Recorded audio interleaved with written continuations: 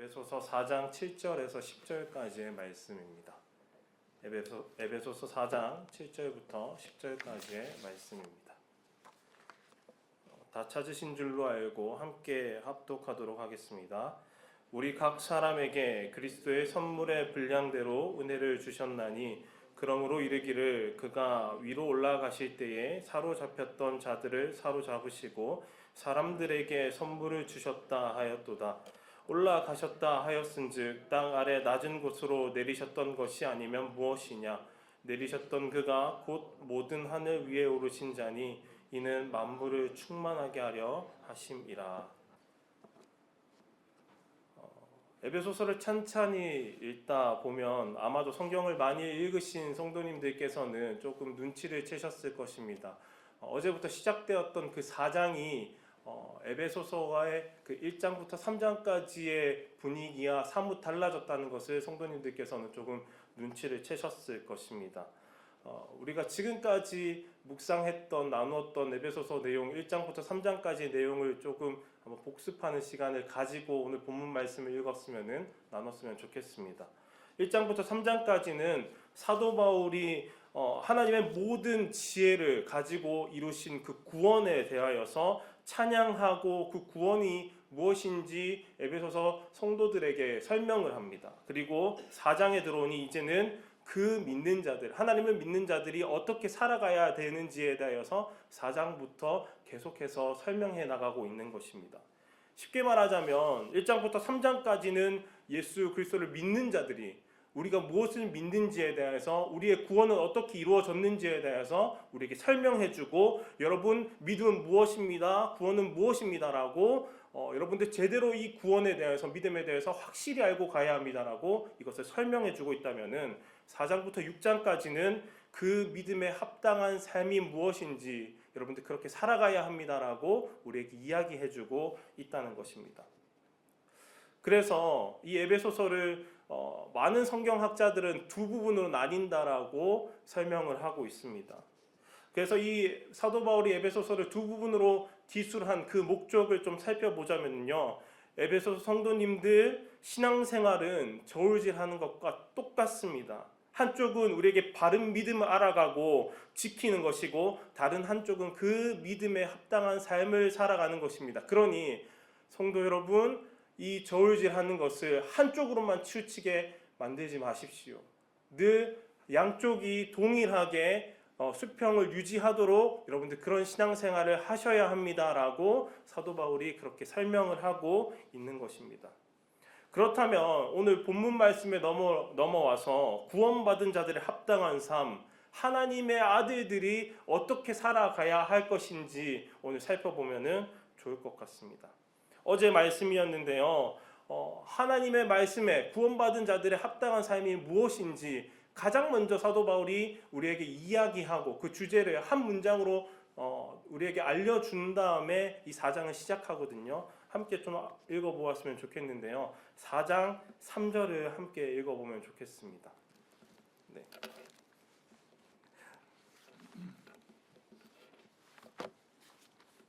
(4장 3절입니다) 함께 읽도록 하겠습니다.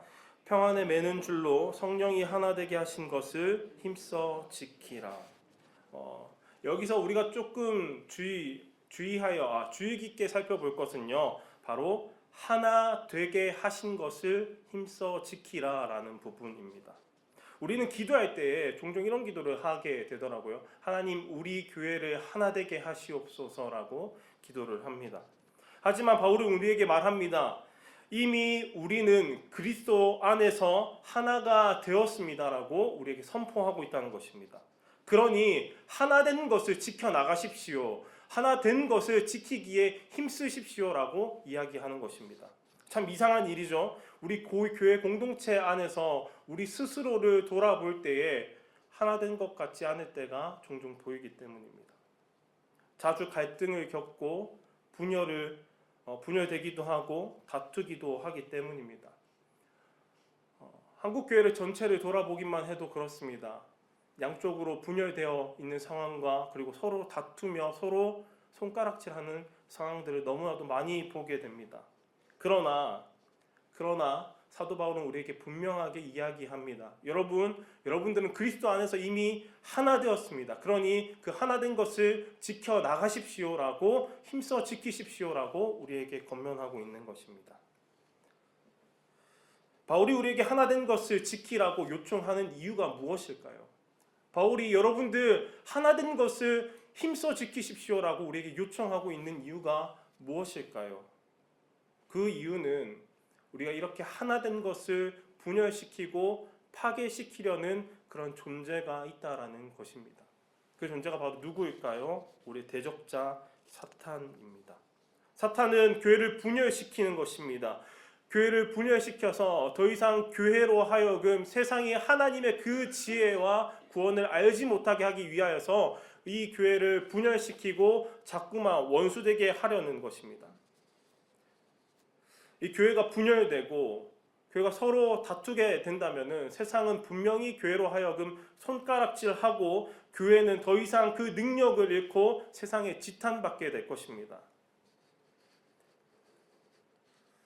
다른 말로 하자면 하나님의 지혜, 하나님의 그 구원은 세상이 오직 예수 그리스도를 머리로 한 그의 몸된 교회를 통해서만 알 수 있기 때문에 사탄이 이 교회를 공격하고 분열되게 만드는 것입니다.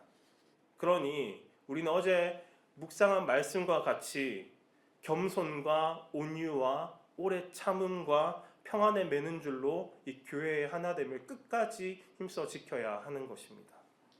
오늘 본문에서 바울은 하나됨을 지키는 것에 멈추지 말고 더 나아가서 이 하나됨을 더욱더 강화시키라고 이야기하고 있습니다. 그렇다면 우리가 무엇을 가지고 이 교회의 하나됨을 강화시킬 수 있는지 함께 7절을 읽어보았으면 좋겠습니다. 함께 7절을 읽어봅시다. 시작. 우리 각 사람에게 그리스도의 선물의 분량대로 은혜를 주셨나니.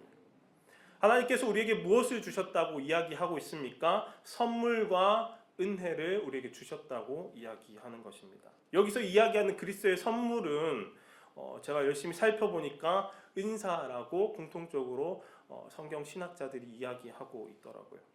하나님께서는 각 사람을 부르실 때에 예수 그리스도 안에서 우리를 새로운 존재로 변화시키실 때에 제가 질문 하나 드리겠습니다.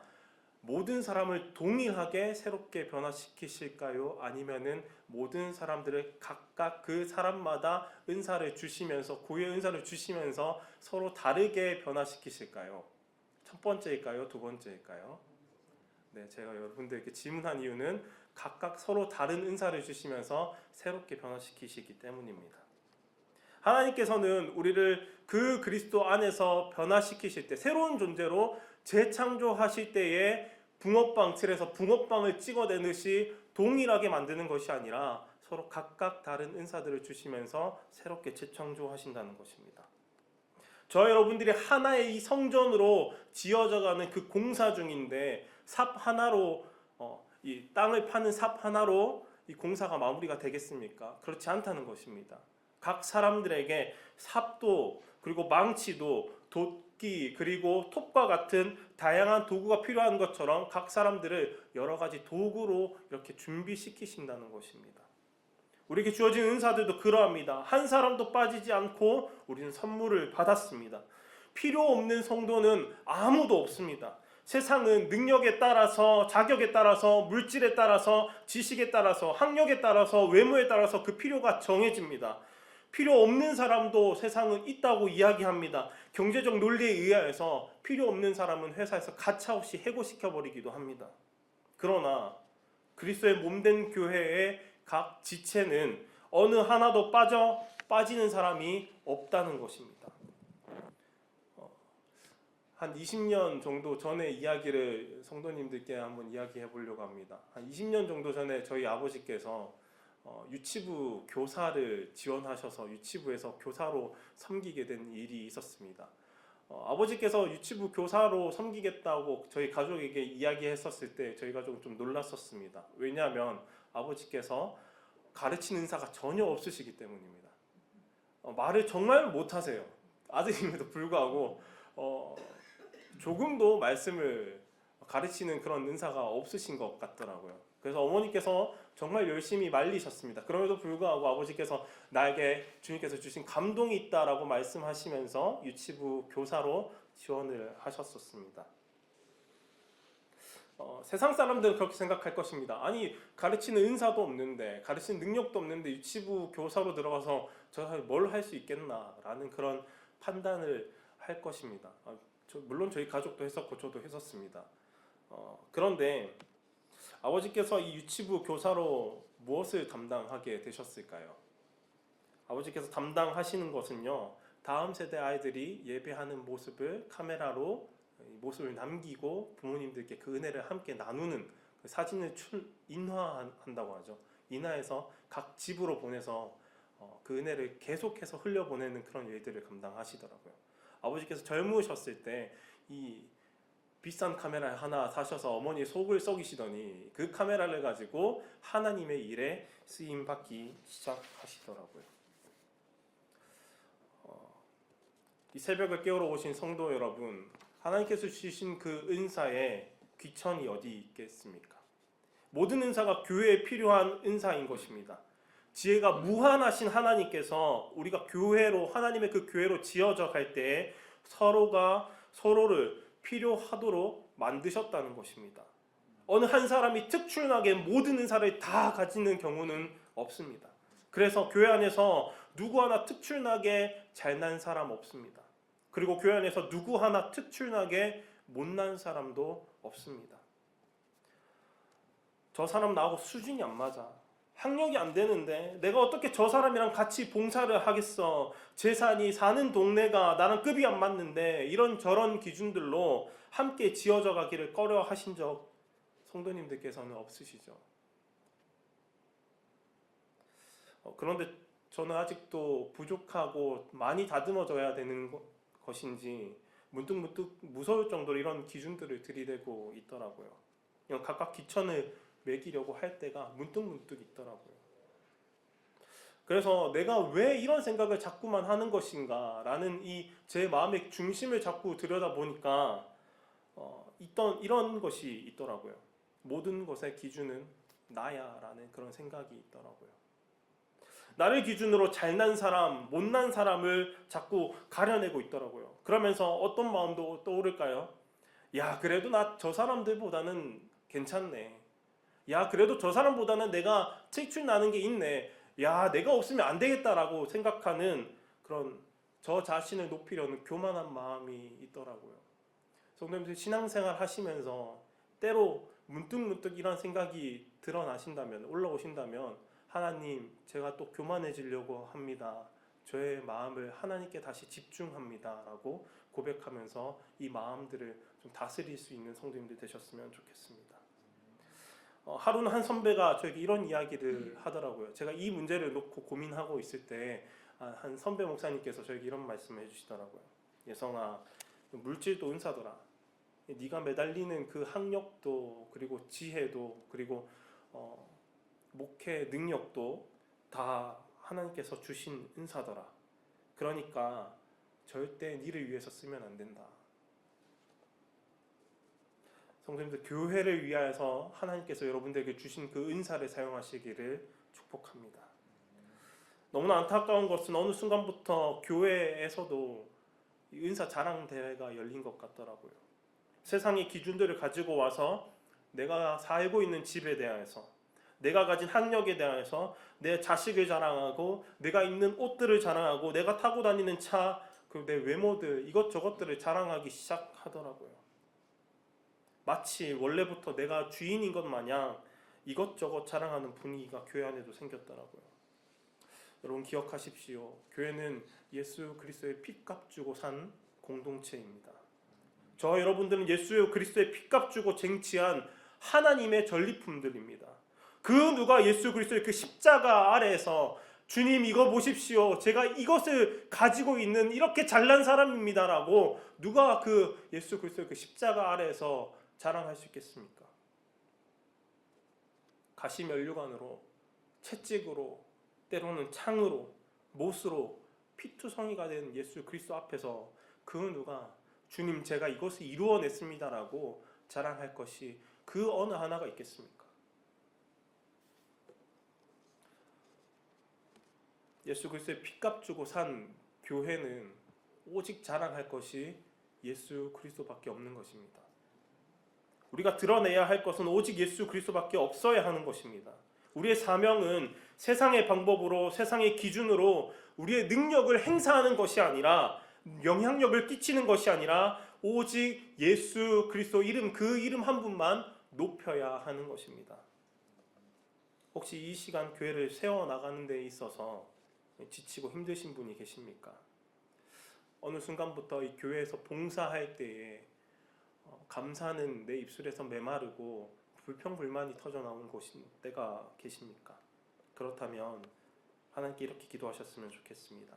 하나님, 저에게 이 선물에 합당한, 이 선물의 분량에 합당한 은혜가 필요합니다 라고 기도하셨으면 좋겠습니다.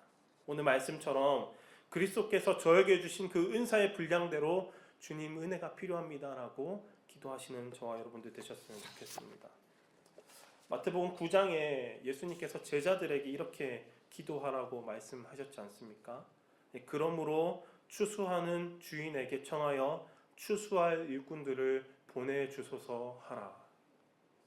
일꾼이 부족하면 하나님께서 그 일꾼을 보내주시겠다고 기도하라라고 우리에게 말씀하시는 것입니다. 오늘 본문도 동일합니다. 하나님, 제가 이 교회를 섬길 능력, 그 은혜가 부족합니다. 주님 은혜를 저에게 허락하여 주옵소서. 그렇게 기도하라고 우리에게 말씀하고 계시는 것입니다. 저와 여러분들이 할 것은 은혜를 간구하며 섬길 기회를 찾는 것입니다. 사탄만 집요하게 우리를 삼킬 자들을 찾아 돌아다니는 것이 아니라 우리도 이 교회에서 하나님께서 주신 그 은사대로 이 교회를 섬길 기회들을 계속해서 집중해서 어디에 내가 섬길 것인지, 어디에서 이 은사들을 사용할 것인지 우리가 집중해서 찾아 돌아다녀야 한다는 것입니다. 예수 그리스도를 닮아가기로 작정한 성도 여러분, 예수께서 잡히시기 전 마지막으로 간절히 하신 그 기도를 좀 나누고 이 오늘 말씀을 마무리하려고 합니다. 요한복음 17장 11절인데요. 제가 성도님들께 읽어드리도록 하겠습니다. 나는 세상에 더 있지 아니하오나 그들은 세상에 있사옵고 나는 아버지께로 가옵나니 거룩하신 아버지여 내게 주신 아버지의 이름으로 그들을 보존하사 우리와 같이 그들도 하나 되게 하옵소서. 그들을 보존하사 우리와 같이 그들도 하나 되게 하옵소서. 삼위 하나님께서 하나이신 것 같이 우리도 하나 되길 주님은 죽기 직전인 그 상황에서도 우리가 하나 되기를 간절히 바라셨던 것입니다. 오늘 하루를 살아가시면서 이 주님의 소원을 이루어드리는 저와 성도님들 되시기를 바랍니다. 하나 된 것을 지키며 더욱 하나 되기를 힘쓰는 주의 자녀들 되시기를 간절히 소망합니다.